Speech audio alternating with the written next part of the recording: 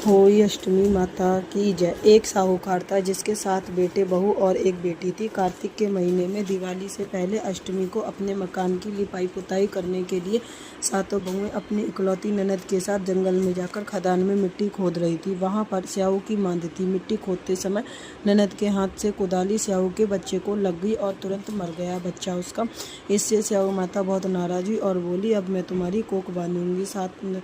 ननद अपनी सातों भाभियों से बोली, तुम में से कोई अपनी कोख बनवा लो। तब 6 भाभियों ने अपनी कोख बनवाने से साफ इनकार कर दिया, परंतु छोटी भाभी सोचने लगी कि यदि मैंने अपनी कोख नहीं बंधवाई तो सासू जी नाराज होगी। यह सोचकर ननद ने के बदले में छोटी भाभी ने अपनी कोख बनवा ली। इसके बाद छोटी बहू के बच्चा जो भी होता था वह 7वें दिन होकर मर जाता था। एक दिन उसने पंडित जी को बुलाकर पूछा कि मेरी संतान 7वें दिन मर जाती है, इसके लिए मैं क्या करूं। तब पंडित जी ने कहा कि तुम सुराहू गाय की सेवा करो। सुराहू गाय स्याऊ माता की भाईली है, वह तेरी कोख खुलवा देगी, तब ही तेरा बच्चा जिएगा। अब वह बहुत जल्दी उठकर चुपचाप सुराहू माता के नीचे साफ सफाई कर आती। गाय एक पैर से लंगड़ी थी। गाय माता बोली, हर रोज उठकर कौन मेरी सेवा कर रहा था, मैं आज देखूंगी। गाय माता खूब सवेरे उठी तो क्या देखती है कि साहूकार के बेटे की बहू उसके नीचे साफ सफाई कर रही थी। गाय माता बहू से बोली कि मांगो, क्या मांगती है बेटा। साहूकार की बहू बोली कि स्याऊ माता तुम्हारी भाईली है और उसने मेरी कोख बांध रखी है, मेरी कोख खुलवा दो। गाय माता ने कहा, अच्छा। गाय माता साहूकार की बहू को अपनी भाईली के पास ले जाती है। रास्ते में कड़ी धूप थी। वे दोनों एक पेड़ के नीचे बैठे हुए थे। थोड़ी देर में एक सांप आया, उसी पेड़ पर गरुड़ पंखनी के बच्चे को डसने लगा। साहूकार की बहू ने सांप ढाल के नीचे दबा दिया और बच्चे को बचा लिया। थोड़ी देर में गरुड़ पंखनी आई तो वह खून देकर साहूकार की बहू को चोंच मारने लगी। साहूकार की बहू ने कहा, मैंने तेरे बच्चे को नहीं मारा, बल्कि सांप तेरे बच्चे को मारने आया था, मैंने तो उससे तेरे बच्चे की रक्षा की है। सुनकर गरुड़ पंखनी बोली कि मांग, तू क्या मांगती है।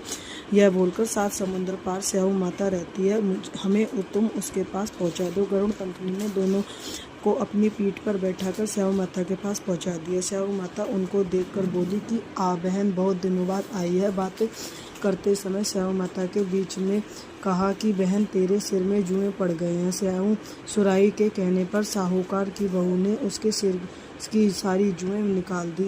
इस पर स्याऊ माता ने प्रसन्न होकर कहा, तूने मेरे सिर की बहुत सलाई फेरी है, इसलिए मैं तेरे 7 बेटे और 7 बहू होंगी। वह बोली, मेरे तो एक भी बेटा नहीं है, 7 बेटे कहाँ से होंगे। स्याऊ माता बोली, वचन दिया है, वचन से फिरूंगी तो धोबी की कुंड पर काकड़ी होए। साहूकार की बहू बोली कि मेरी कोख तो तुम्हारे पास बंधी पड़ी है। यह सुन स्याऊ माता बोली कि तूने तो मुझे ठग लिया, मैं तेरी कोख खोलती तो नहीं थी, पर अब खोलनी पड़ेगी। जा, तेरे घर पर तुझे 7 बेटे 7 बहू मिलेंगी। तू जाकर 7 उद्यापन करियो, 7 होई बनाकर 7 काकड़ी करियो।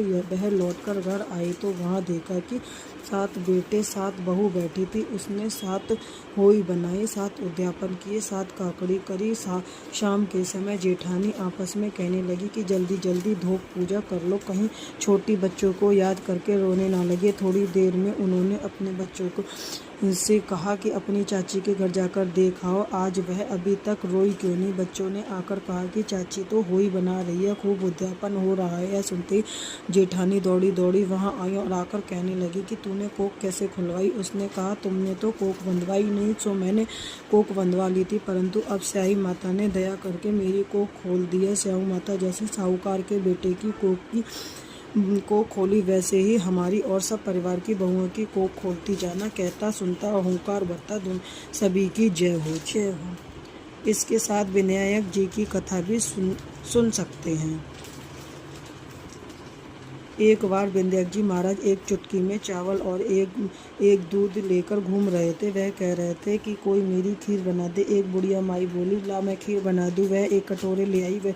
तब विनायक जी की बुढ़िया माई, कटोरा क्यों लाई है, भगोना लाकर चढ़ा दे। तब बुढ़िया माई बोली कि इतने बड़े भगोने का क्या करोगे, कटोरा ही बहुत है। विनायक जी ने कहा कि तू चढ़ा कर तो देख। बुढ़िया माई ने भगोना चढ़ा दिया और चढ़ाते ही वह दूध से भर गया। फिर विनायक जी ने कहा, मैं जब बाहर जाकर आता हूँ तो तू खीर बनाकर रखियो। खीर बनाकर तैयार हो गई, परंतु विनायक जी महाराज नहीं आए तो बुढ़िया माई का मन ललचा गया।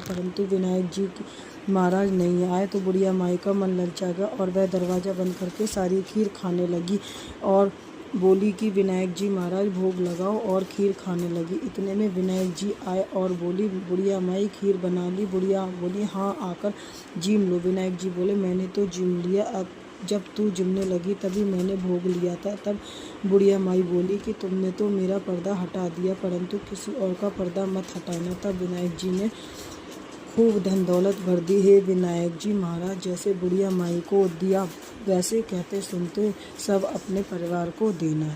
जय हो अष्टमी माता की जय।